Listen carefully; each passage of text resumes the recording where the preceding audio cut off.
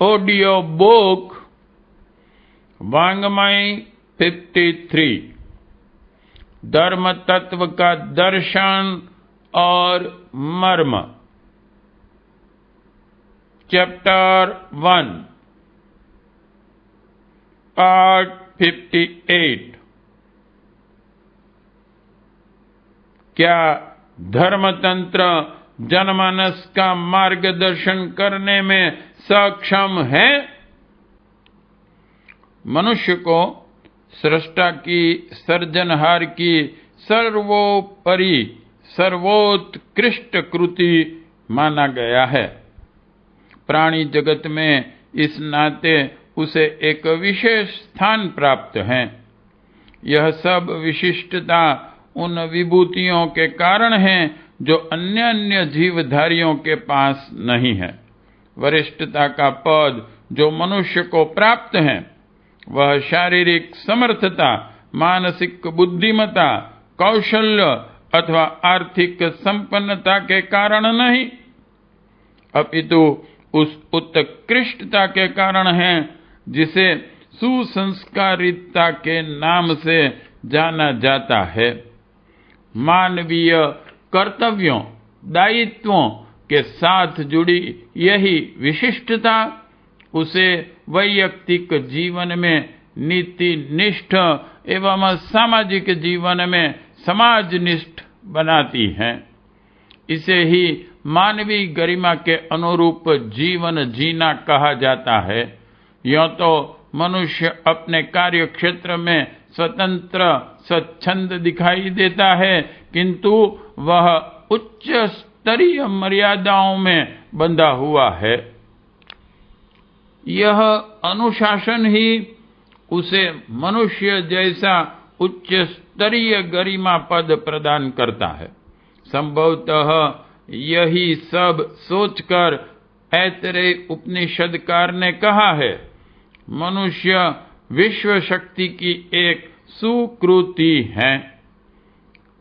ऐतरेय उपनिषद 1/2/3।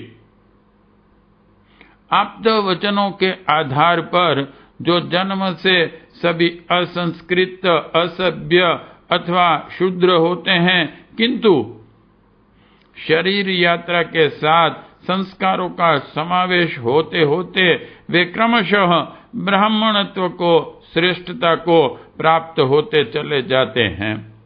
वातावरण भी इसमें मदद करता है तथा धर्म अध्यात्म के माध्यम से बनाया गया वह अद्भुत तंत्र भी जो जीवन यात्रा के महत्वपूर्ण मोड़ों पर संस्कारों को समाविष्ट करने की व्यवस्था करता है।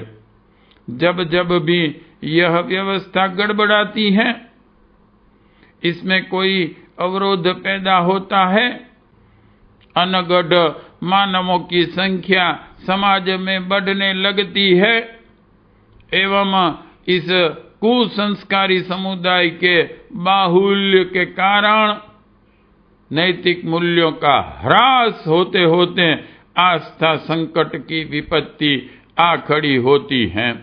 आज की परिस्थितियों की समीक्षा इन्हीं तथ्यों के संदर्भ में की जानी चाहिए। मानवीय कायाधारी इस संसार में करोड़ों अरबों हैं।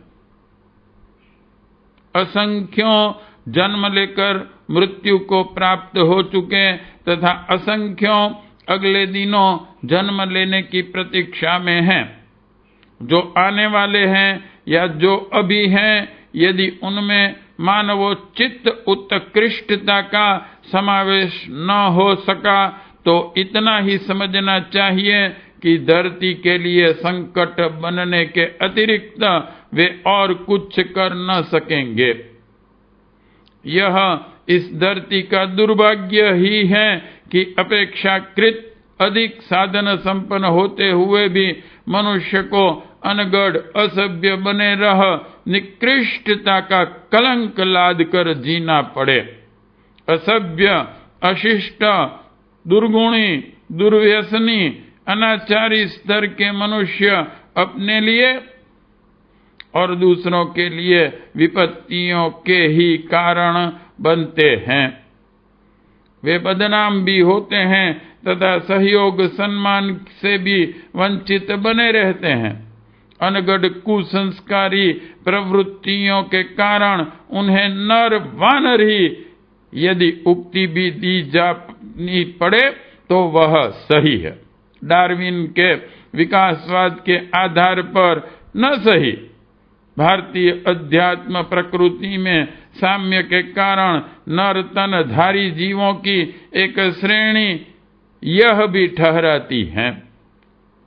एक दूसरा तबक्का नर पशुओं का वह है जिन्हें कर्तव्यों का ज्ञान नहीं, मानवीय गरिमा के अनुरूप जीना, अनुशासित स्थिति में रह पाना, जिन्हें रास नहीं आता। मानवीय संस्कृति के अनुसार एक तीसरी श्रेणी और इन्हीं जीवधारियों की है और भी निकृष्ट है। भाव संवेदनाओं की दृष्टि से जो शून्य है, जिन्हें भ्रष्ट चिंतन व दुष्ट आचरण में ही रस आता है, वैसा ही कुछ घिनौना जो करते कराते रहते हैं, इन्हें नर पिशाचों का दर्जा दिया गया है। प्रश्न यह है कि इन सभी जीवधारियों जिन्हें मनुष्य तन व मस्तिष्क प्राप्त हैं के रहते यह सृष्टि श्रेष्ठ बने तो कैसे? यदि इन सब के व्यक्तित्व के स्तर को ऊंचा उठाने के प्रयास न किए जाएं, तो यह धरती देखते देखते अगणित अनगढ़ नर पशुओं के हजूम में बदलती चली जाएगी, जहां जन्म लेना संभवतः तब देवता भी स्वीकार न करे। कारण इन सब का एक ही समझ में आता है, वह है व्यक्तित्व के स्तर को उत्कृष्ट बनाने के लिए जरूरी प्रयासों की उपेक्षा। वस्तुतः मनुष्य असामान्य है व उसकी गरिमा सुसंस्कारिता के साथ जुड़ी हुई है। कहां से उपलब्ध हो यह सुसंस्कारिता? मनुष्यों के अनुसार इसे दूरदर्शिता, विवेकशीलता के आधार पर उपलब्ध किया जाता है। यह विभूति स्व उपार्जित भी हो सकती है तथा दूसरों के द्वारा अनुदान में भी दी जा सकती है। जो भी हो, प्रयास अपना हो अथवा समर्थ के अवलंबन से मिला हो, मानव जीवन की सार्थकता और सराहना सुसंस्कारिता की बढ़ी चढ़ी उपलब्धि के सहारे ही हस्तगत होती हैं। किंतु जैसा कि प्रारंभ में कहा गया, हर मनुष्य को मर्यादाओं के अनुबंधनों के निर्वाह में जन्म जन्मांतरों की संचित कुसंस्कारिता से जूझना पड़ता है।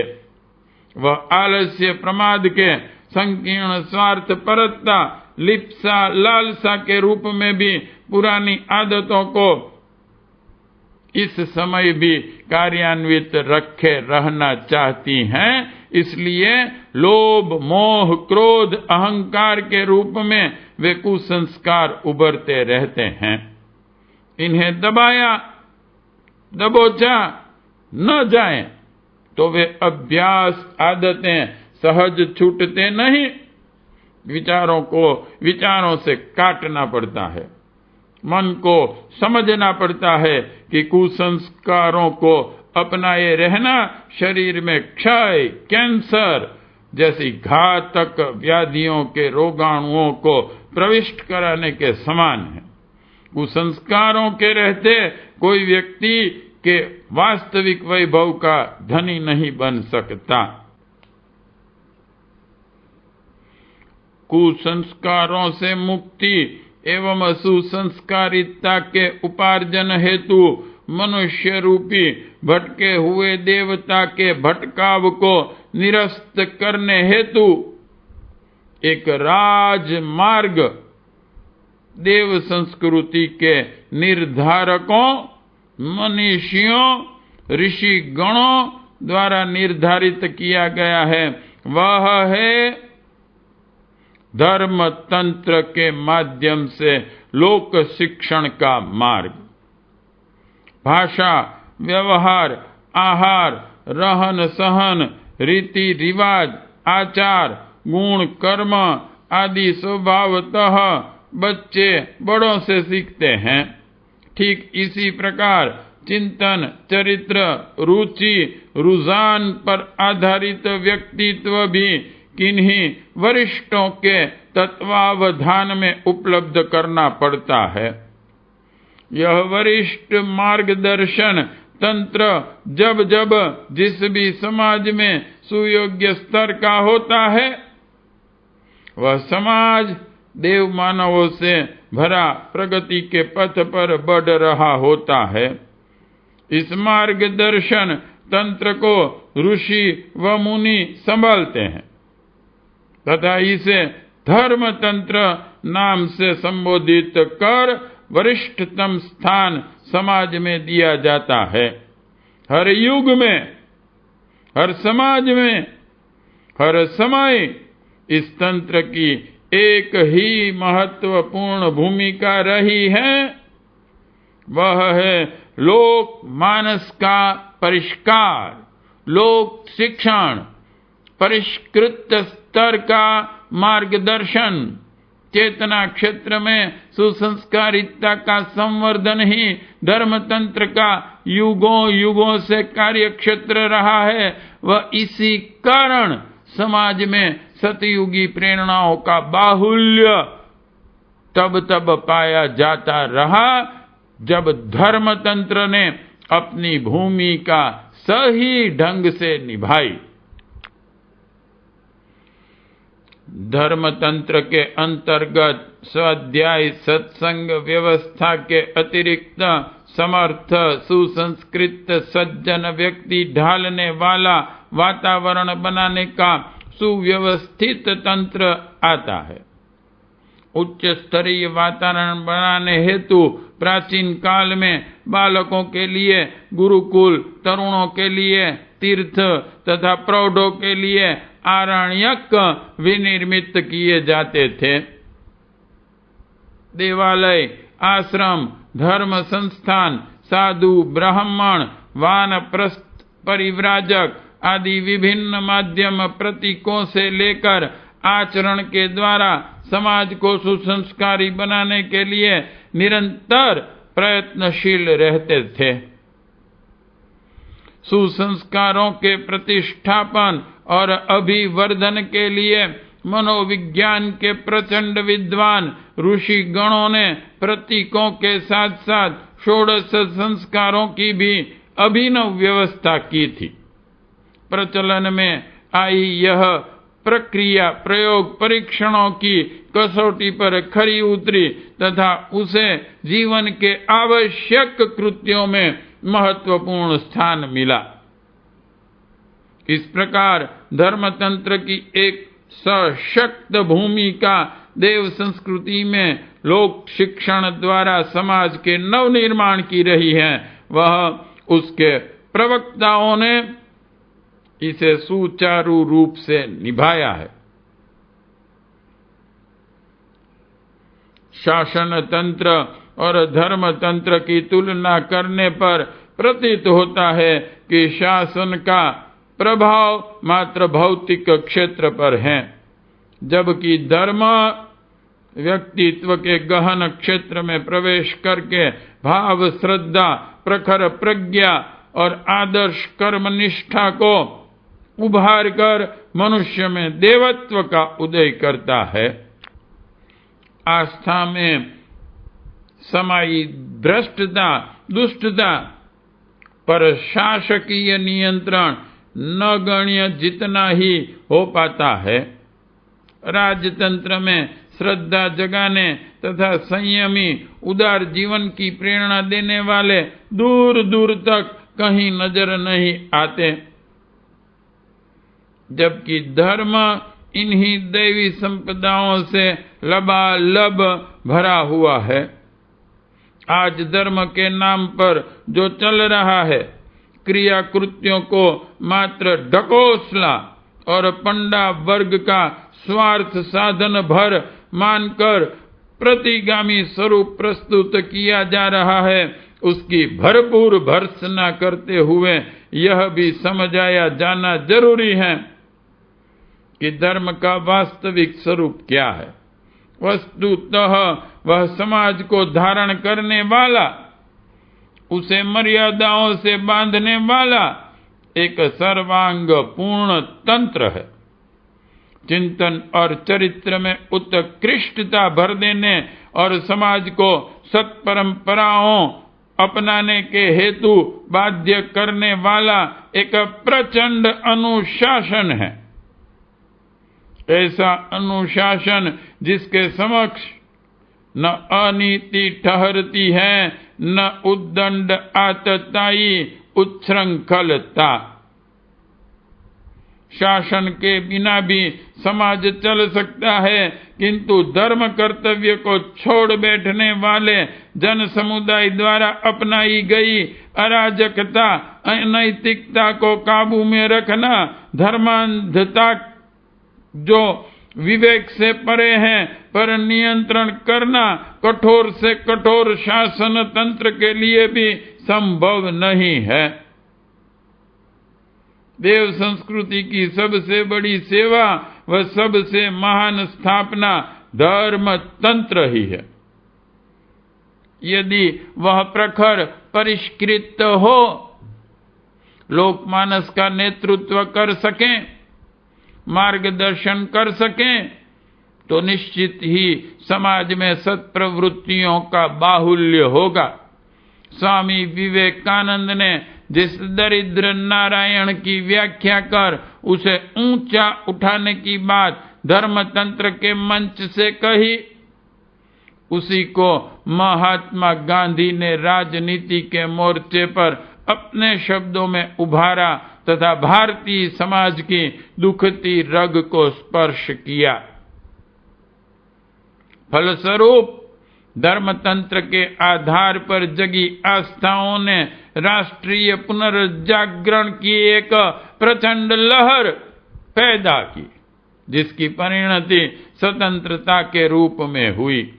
आज यदि सांस्कृतिक आजादी इस देश को मिलनी है व उसके माध्यम से सारे विश्व का नेतृत्व होना है, तो वह भी सशक्त, परिष्कृत, जागृत धर्मतंत्र से ही संभव हो सकेगा।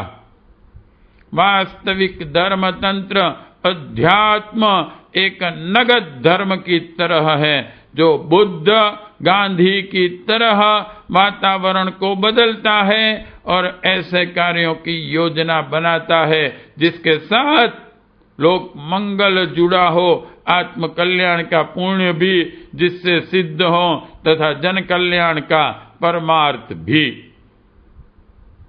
सद्ज्ञान और सत्कर्म की दार्शनिकता हृदयगम कर जब लाखों व्यक्ति जागृत धर्मतंत्र के द्वारा समाज में छाई अवांछनीयताओं, अनैतिकताओं, मूढ़मान्यताओं व कुप्रचलनों के विरुद्ध संघर्ष हेतु आगे आने लगे,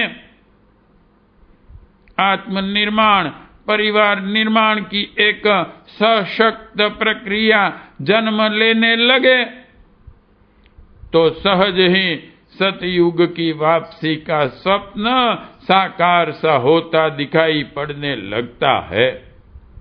रुग्ण समाज का कायाकल्प तथा राष्ट्र का पुनर्निर्माण जागृत धर्मतंत्र द्वारा ही संभव है तथा युग निर्माण योजना गायत्री परिवार के कर्तृत्वों के माध्यम से इसके सूत्र संचालकों ने यह पिछले दिनों आंशिक रूप से संपन्न कर दिखाया है।